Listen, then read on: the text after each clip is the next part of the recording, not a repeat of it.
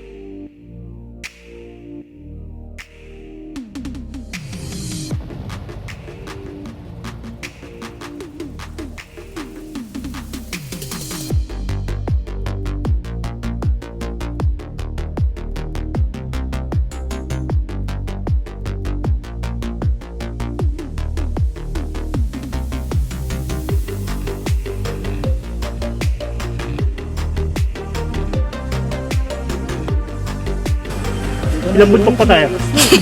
Ha? Pichan, ilang bundok pa? Ha? Ilang bundok pa? Tatlo pa siguro.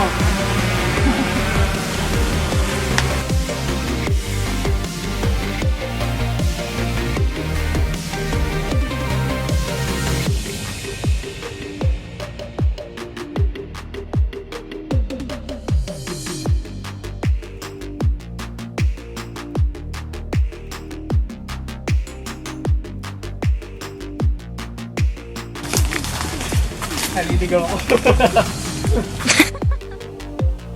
Kung napanood niyo yung video ko, nakabaliktad yung damit. Balik na tayo kami!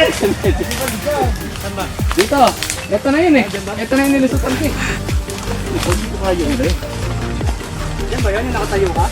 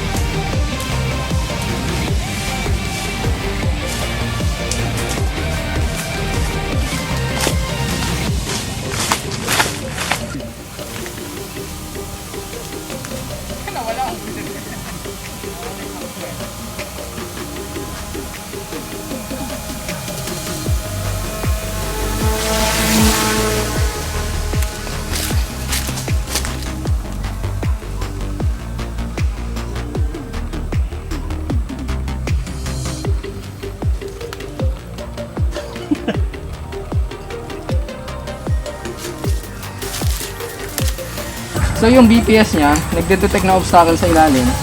Pag gumanyan ka, natapat ka sa obstacle at medyo mabagal ka at nakita niyan, bigla siyang aangat. Hindi mo makokontrol. Kaya kung merong sanga rito, or ano, pwede niyang abutin.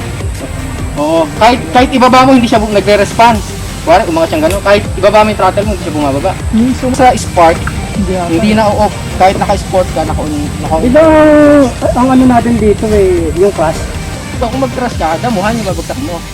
Hindi masisira yung draw mo. Ngayon, kung tumama ka lang sa sanga ng puno, yun lang, doon ka mababalian ng arm o kaya ng propeller.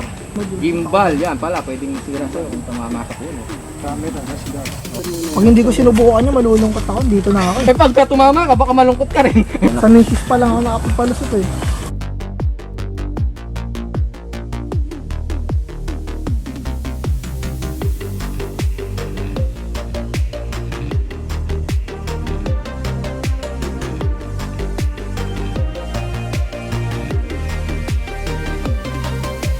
Hanggat hindi mo nakuha yung tamang pwesto, hindi ka uma-align, huwag kang bibili.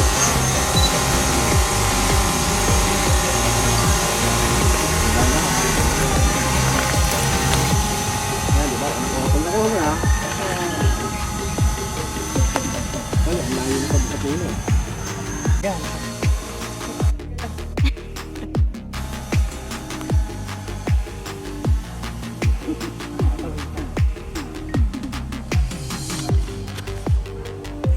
Magaling. Magaling.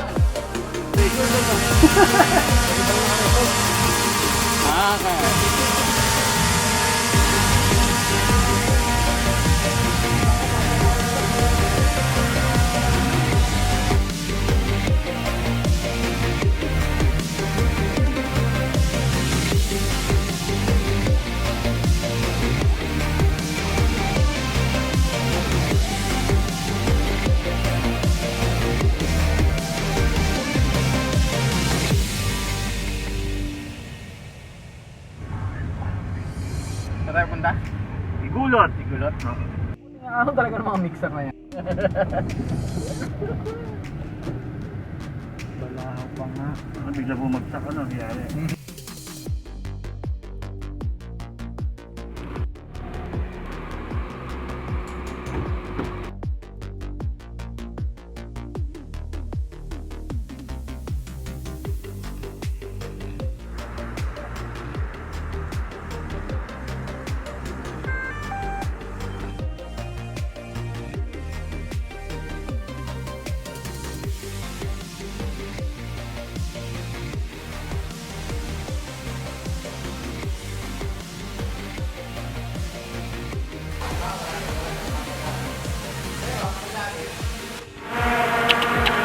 Ito ginagalaw, wala akong ginagalaw. Okay, pwede ba ako?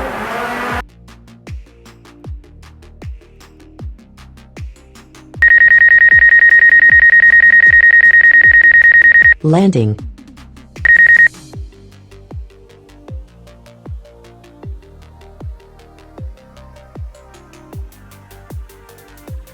Kakaliwa ko yun doon sa kanan pupunta. Okay. Pagkakalan ko yung kamay ko, sa kaliwa naman pupunta yun doon. Ayun na. Pull back. So ngayon, hahawakan kami yung control, ituturo ko sa iyo yung reverse orientation. So mahalaga siya sa pull back shot kasi reverse yung drone, sa iyo nakaharap yung camera. Gali mo sa kanan yung drone. Kanan, baligtad, kaliwa. Okay. Ayan. Nagpapalusot ko lang agad, nagsisimula pa lang tayo. Kung nagpa-practice ka ng ganyan, imaginary circle, na doon mo i-attract yung drone. Kailangan within the circle, magawa mo na masishoot sa doon sa iniisip mong circle. Huwag ka muna magpapalusot sa akto. Kailangan mo siya i-attract sa ibabaw ng puno. Dire-diretso lang ha. Imagine mo yung circle nasa ibabaw ng puno, nakasentro sa puno. So kailangan lulusot ka sa ibabaw ng puno na nakasentro. So ganun yung kailangan mong practice.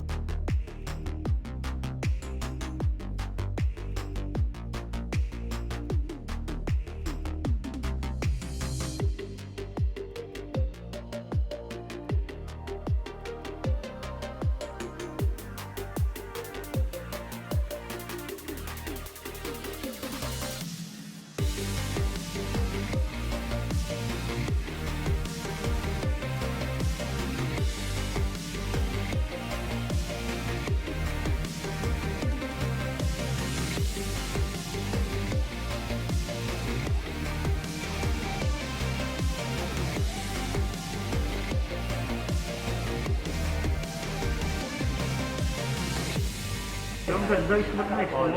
Mahal pa utangan ito.